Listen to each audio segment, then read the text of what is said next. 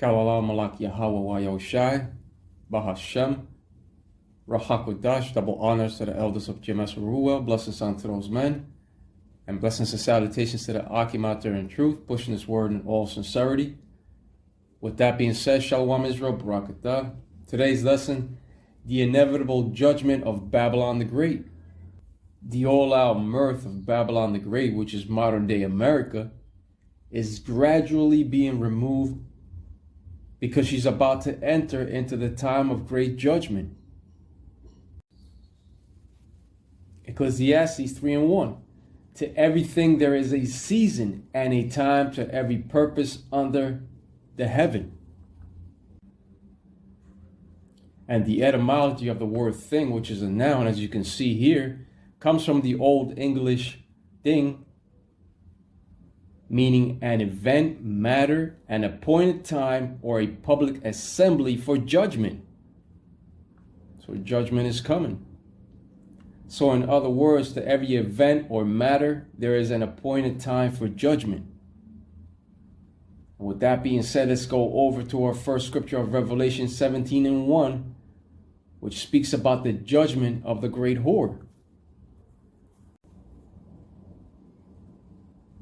Here we have the scripture of Revelation 17:1, which says, And there came one of the seven angels which had the seven vials, and talked with me, saying unto me, Come hither, I will show unto thee the judgment of the great whore that sitteth upon many waters. I will show unto thee the judgment of the great whore that sitteth upon many waters. The great whore speaks of Babylon the Great, aka America. That sitteth upon many waters speaks about the peoples, the nations of people. It speaks about the peoples and the multitudes and nations and tongues according to Revelation 17:15.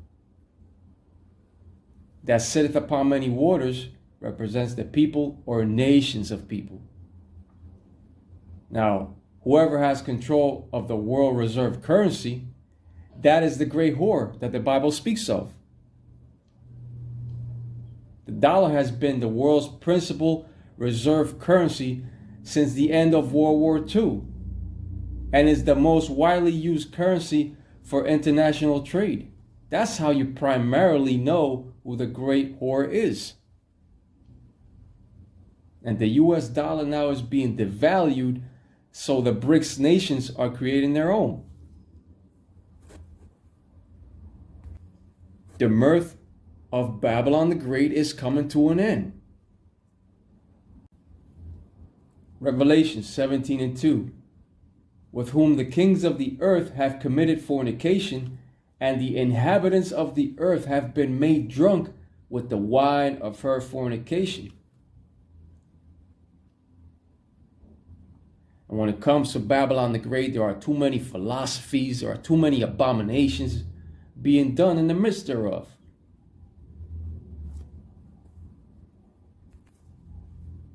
With whom the kings of the earth have committed fornication, meaning with the governors, the presidents, prime ministers, and financial ministers. The fornication begins with the economy and policies of America. The inhabitants of the earth have been made drunk with the wine of her fornication.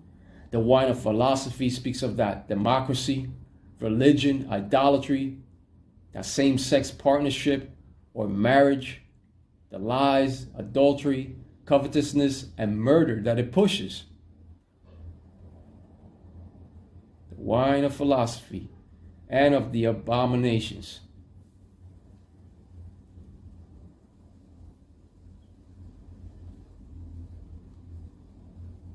All these things are known as the secret counsel of the wicked, according to Psalm 64:2. And Babylon the Great is a land of low morals and principles. And that's why it shall be judged. Revelation 17:3. So he carried me away in the spirit into the wilderness, and I saw a woman sit upon a scarlet-colored beast, full of names of blasphemy, having 7 heads and 10 horns. The woman is in reference to America. I saw a woman sit upon a scarlet-colored beast. That scarlet represents that brilliant red color. That scarlet-colored beast represents Esau, Edom. Scarlet-colored beast full of names of blasphemy, having 7 heads and 10 horns, represents NATO and the European Union. That beast system, it represents that Edomite power structure. The 7 heads represents the 7 empires of Esau, Edom, which is Rome, Greece, Spain, France, Germania Major, Germania Minor, and Britain. And out of Britain, as I said earlier, came the 8th head, which is America. The 10 horns represents the European Union. Revelation 17:4, and the woman was arrayed in purple and scarlet color, and decked with gold and precious stones and pearls, having a golden cup in her hand, full of abominations and filthiness of her fornication. Now, the color purple represents that rulership, and those precious stones represents that royalty and wealth that it has. The abomination, that represents man with man and woman with woman relations. Even the socialist school system of teachers push that foul agenda onto your children. And that abomination alone is one of the major reasons why Babylon the Great enters into the judgment of destruction. Having a golden cup in her hand full of abominations and filthiness of her fornication. A golden cup, right, a golden cup full of that do as you will spirit.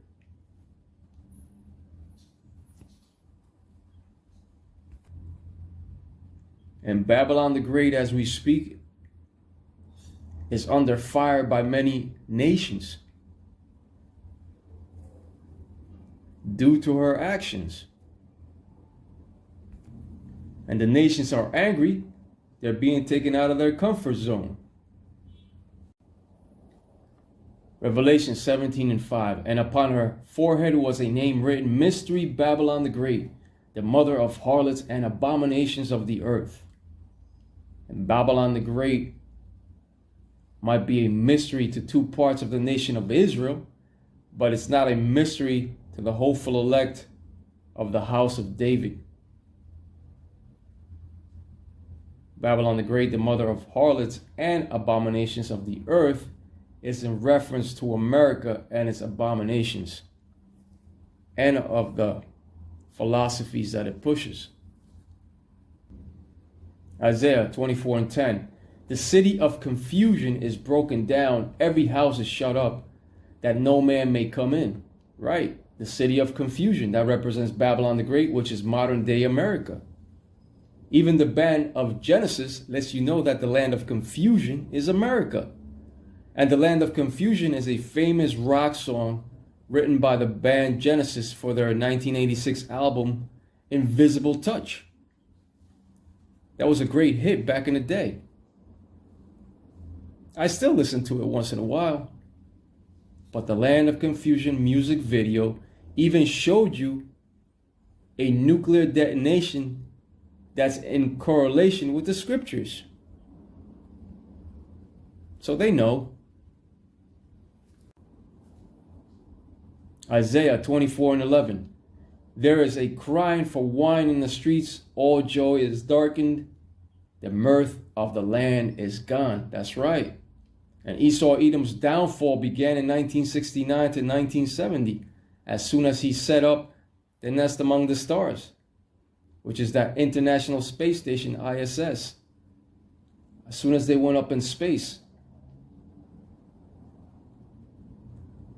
And modern day Babylon the Great is no longer a country of amusement and expressed laughter. It's circling down the drain due to its abominations.